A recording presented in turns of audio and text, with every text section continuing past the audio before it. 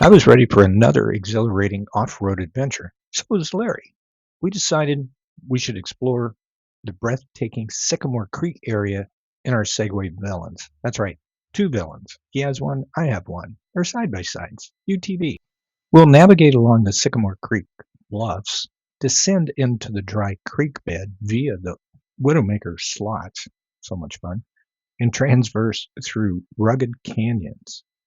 Now, I always look forward to the thrill of driving along the razor top ridges. They're so narrow. The views are so stunning. It's great fun.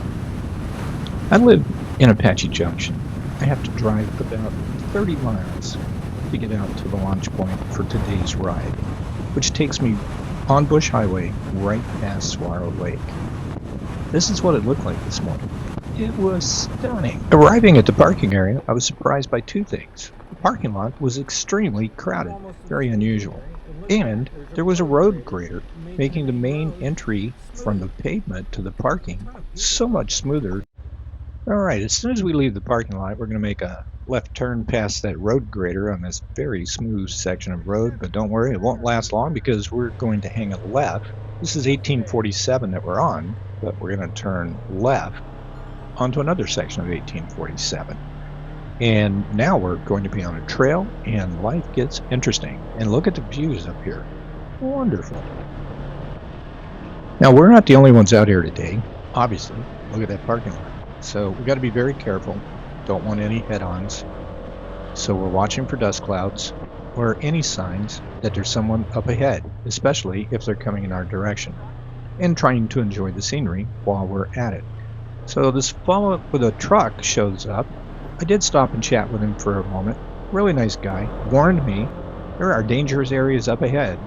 Said I was looking for him because that's where the fun is. He just said be careful, and we went on our way. Now, 1847 intersects with 1848. We're going right on 1848 because that is where the fun is. This is our first introduction to ridgetop riding today. Gorgeous scenery, kind of narrow.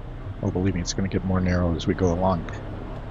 But it's already starting out to be a lot of fun, which I say a lot because I came out here for a lot of fun.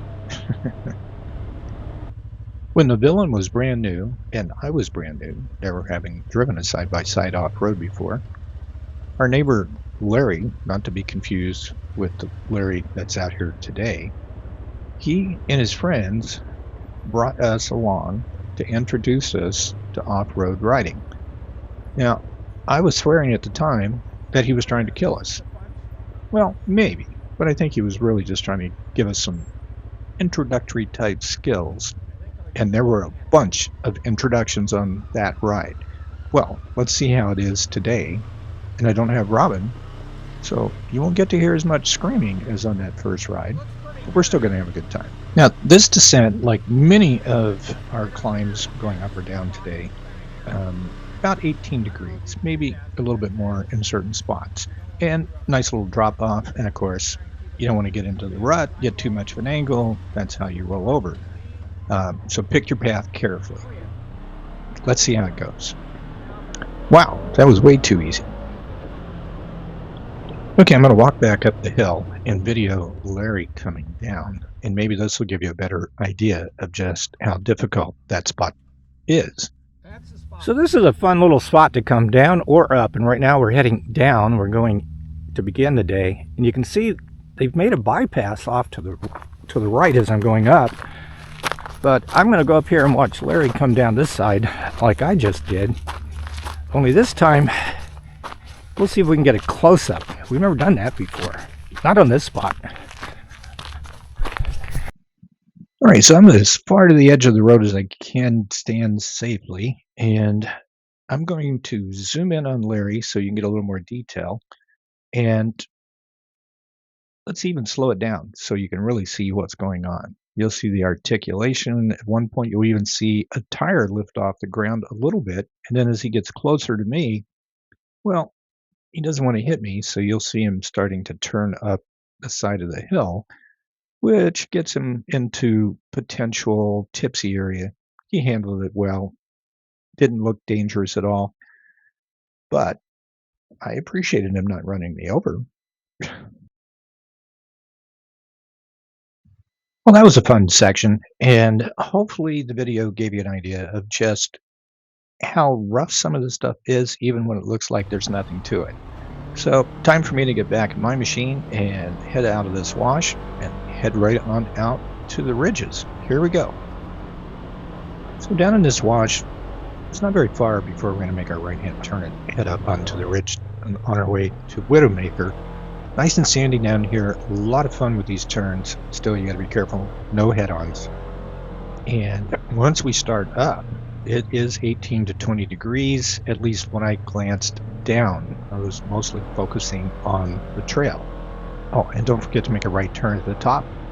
You'll be in trouble if you don't. Seems like every time I get on a ridgetop, I have to pause and take in the scenery. If you look straight out, that's 4 peaks. Off to the left and below is the dry creek bed, Sycamore Creek. It should be wet by now, but it's been dry for a very long time. One last climb and we will be on the plateau, and we're almost to the Widowmaker slots. This is another 18 to 20% incline.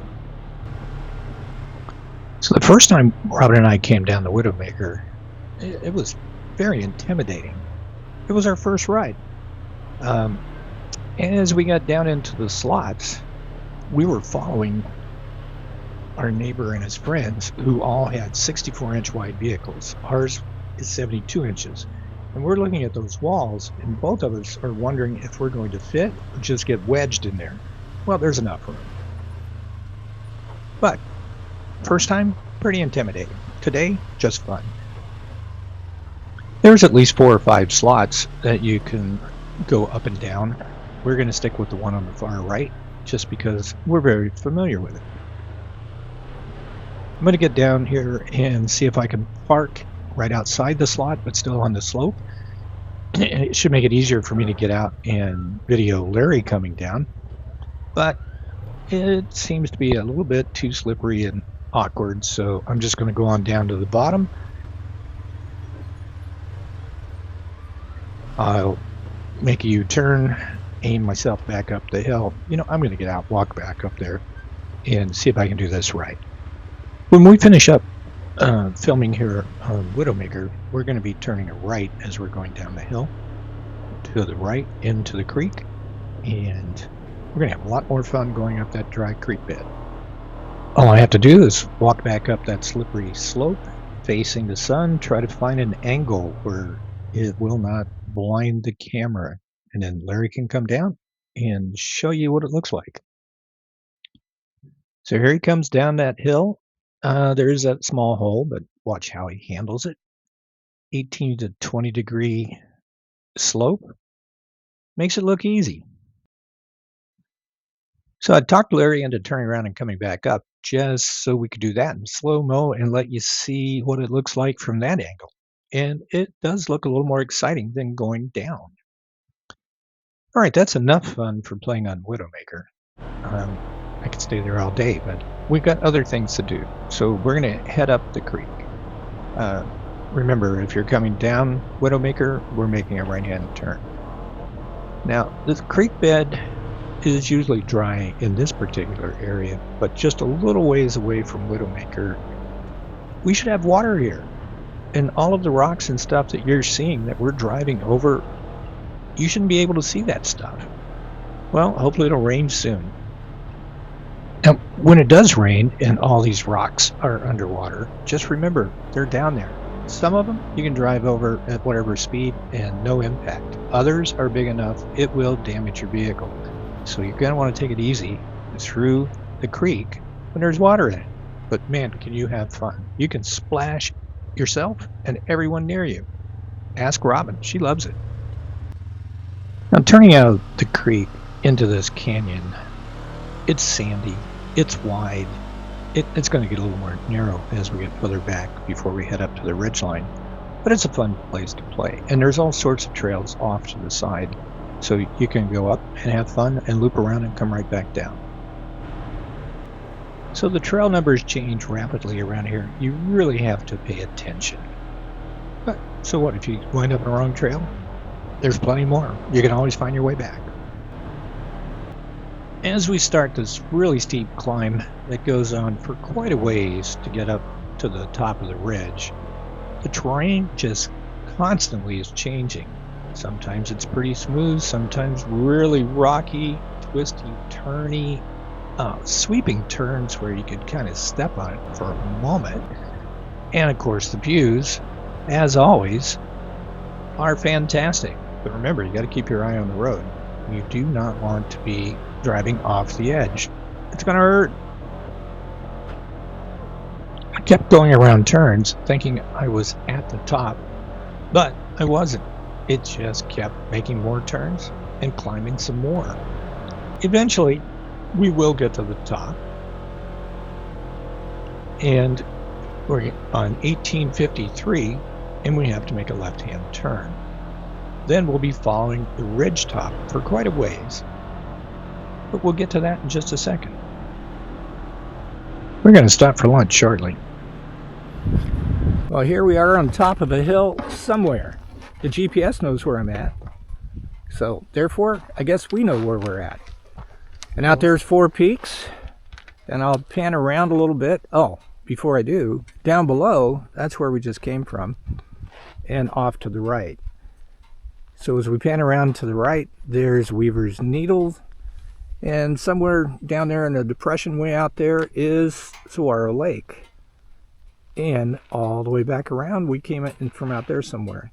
So lunch is over.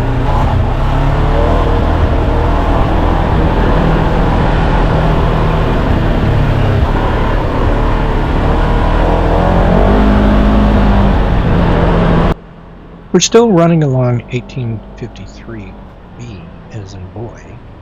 If we had made our turn back there on the 1853B, we could have continued and hit 1853, which parallels. Done that road. It's nice too. This one, a heck of a lot of fun. The terrain, as usual out here, changes constantly. So I climbed up to this overlook point, and now which way do we go? My GPS, I now understand why I had a couple of issues figuring out which way it went today. There's an option to have it always point north. That is an option I should not have turned on. I'm accustomed to using a GPS in the car that says which way the car is pointing, then I know to turn left or right based on that. But fortunately, Larry's new device on his dashboard, he did not have that feature turned on. And when in doubt, he said, turn left. And it worked. He's loving that thing. One last climb, and then it's a major downhill.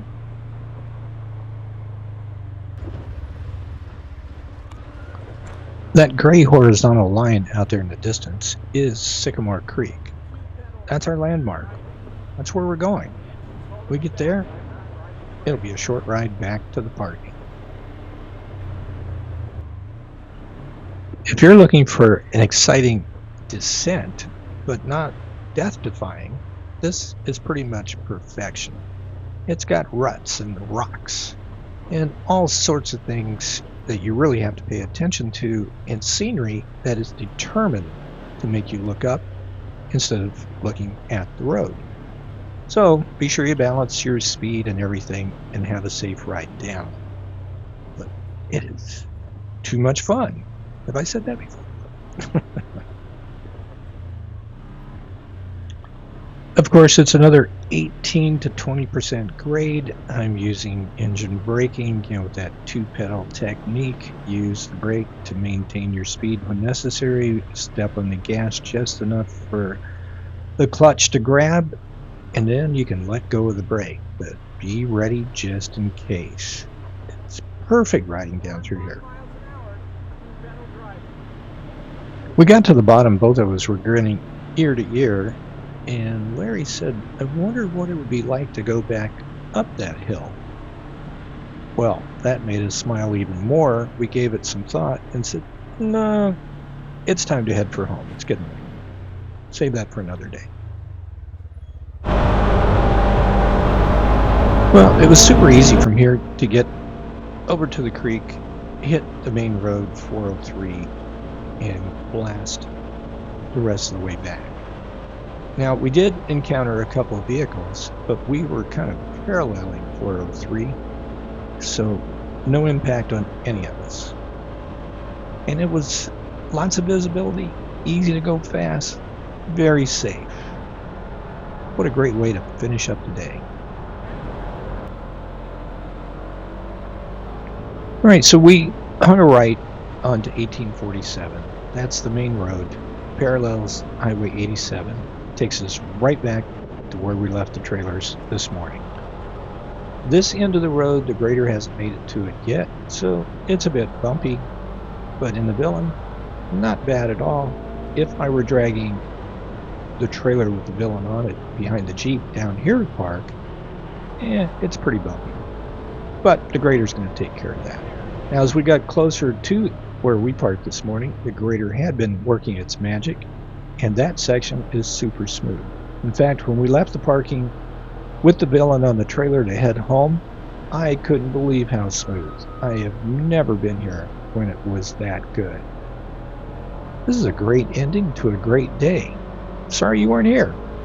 Maybe next time.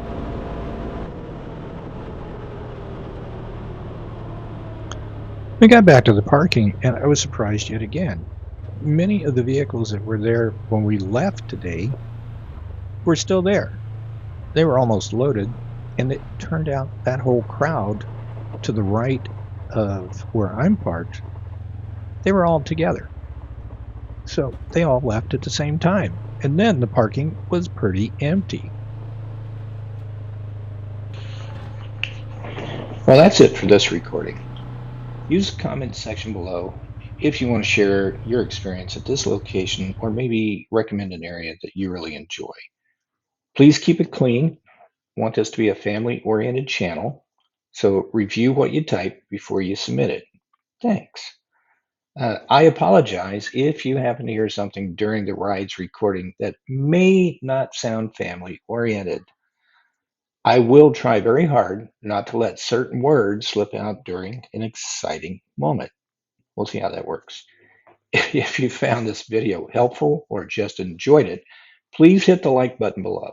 Share the link with your friends.